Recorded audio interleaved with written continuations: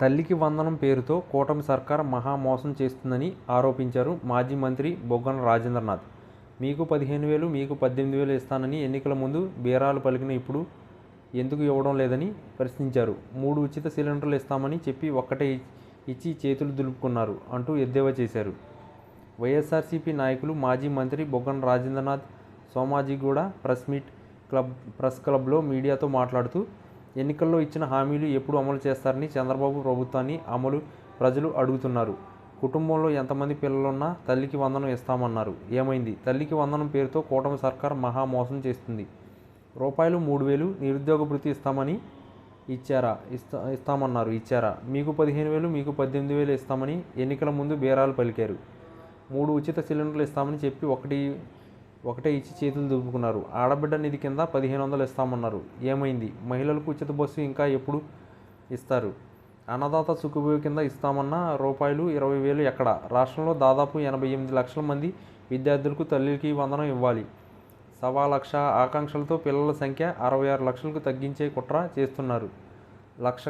రాష్ట్ర ఖనిజ సంపదను రూపాయలు 9,000 కోట్లకు తాకట్టు పెట్టారు. స్కిల్ డెవలప్మెంట్లో జరిగే కార్యక్రమాలు జరగడం లేదని ప్రజలు అంటున్నారు.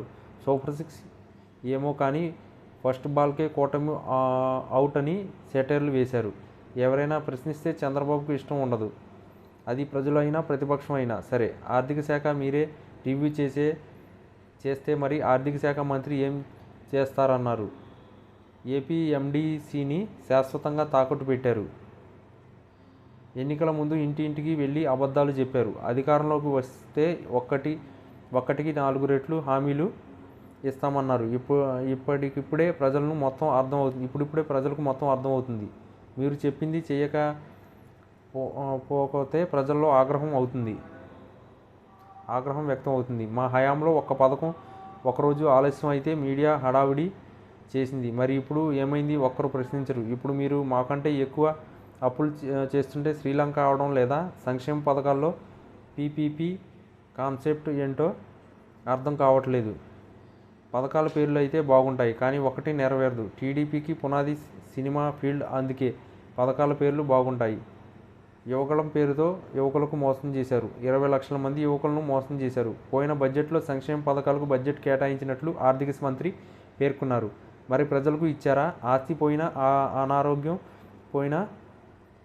పోయినా ఆరోగ్యం పోయినా సంపాదించుకోవచ్చు. చంద్రబాబు ప్రతిసారి మోసంతో క్రెడిబిలిటీ పోగొట్టుకుంటున్నారు. బడ్జెట్ బుక్లో ఎంత అప్పు ఉందనే సమాచారం కూడా పెట్టలేదు. మేము ఏం చేశామో అది చెప్పాం. మీరేమో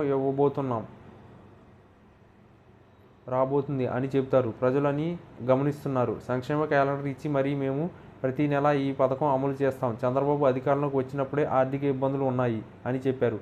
మాకంటే ఎక్కువ ఇబ్బందులు ఉన్నాయా? కరోనా కూడా ఏమీ లేదు కదా.